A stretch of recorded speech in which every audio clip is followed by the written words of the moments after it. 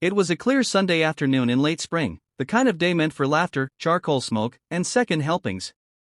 In a quiet suburban park just outside Atlanta, the Jenkins family had gathered beneath the canopy of an old oak tree, a familiar ritual of food and closeness stretching back generations.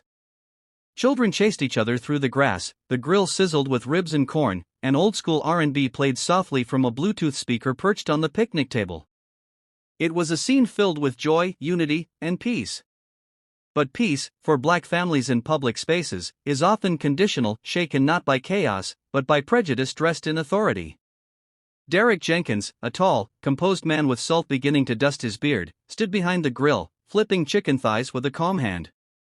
He wore a worn Howard University sweatshirt and jeans, a man who had worked hard for everything he had. Beside him, his wife Latrice unpacked paper plates while his teenage daughter Amaya danced to the music. Derrick had built his life around shielding his family from unnecessary conflict. He was methodical, careful, the kind of man who read people before they ever spoke. Because he knew, despite his calm demeanor and government credentials, some people only saw his skin. As the smell of smoked meat lingered, a white couple approached from across the park. They hovered, watching. At first, no one paid them much mind. It wasn't unusual for parkgoers to admire the aroma or offer compliments. But something felt different this time. They weren't smiling. They were whispering. And before long, they walked away briskly, phones in hand. Within 20 minutes, a police cruiser rolled into the lot with deliberate speed, then another. Four officers stepped out, hands resting near their belts, eyes scanning the area until they landed on the Jenkins family. Derrick saw it before anyone else did. He stiffened, set the tongs down, and wiped his hands. Latrice turned, confused, until she saw the patrol cars and felt that familiar wave of anxiety wash over her chest. The music was cut. Conversations died.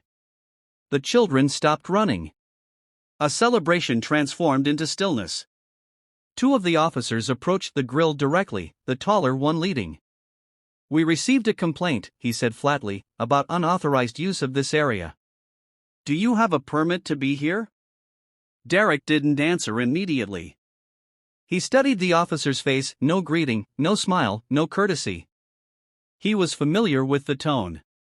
He had heard it in briefings, dissected it in interrogation rooms. The kind of tone that assumed wrongdoing, that searched for a reason to escalate. Slowly, he reached into the side pocket of the cooler and retrieved the laminated permit he had printed and paid for a week earlier. He handed it to the officer, who barely looked at it. "We also heard there was alcohol, loud music, and possible marijuana use," the other officer added, eyes darting toward the group of teenagers near the picnic table. The children looked back, wide-eyed, unsure whether to move or freeze. "There's no alcohol here," Latrice said calmly. "No drugs. Just lemonade and peach cobbler." Her voice was composed, but inside she was vibrating with fear, for her husband, for her kids. The officers walked a slow circle around the setup, inspecting the grill, the cooler, the Bluetooth speaker. One of them peeked into a trash bag. Another asked a teenage boy to lift his hoodie. The scene was no longer a picnic, it was a search, a subtle accusation, a public theater of suspicion. Derrick exhaled, but he didn't raise his voice. Instead, he did something unexpected. He pulled a slim leather wallet from his back pocket, opened it slowly, and revealed the badge inside. "Special Agent Derrick Jenkins, Federal Bureau of Investigation," he said, his voice low but sharp as steel. "I suggest you stop violating my family's civil rights immediately." The officers paused, visibly stunned. The taller one leaned forward to look at the badge again. This doesn't change that we received a call," he began, but his voice faltered. Derrick stepped forward, his gaze unwavering. "Let me be perfectly clear," he said. "I know exactly how this works. You got a call from someone uncomfortable with seeing a large black family enjoying a public space. You came here looking for a problem where there wasn't one. You searched without cause. You questioned children. And you did it all with cameras rolling."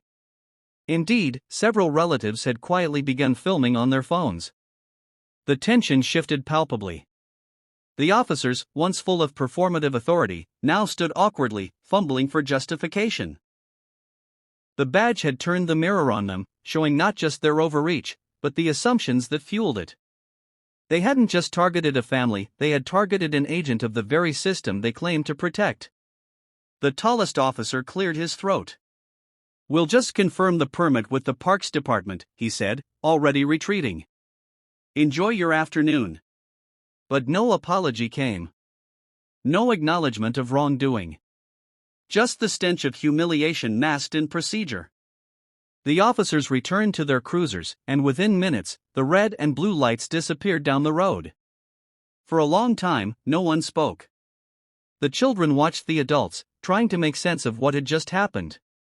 Then, Derrick turned back to the grill, picked up the tongs, and resumed flipping chicken as though nothing had happened. But everything had. Latrice placed a hand on his back. "You okay?" she asked.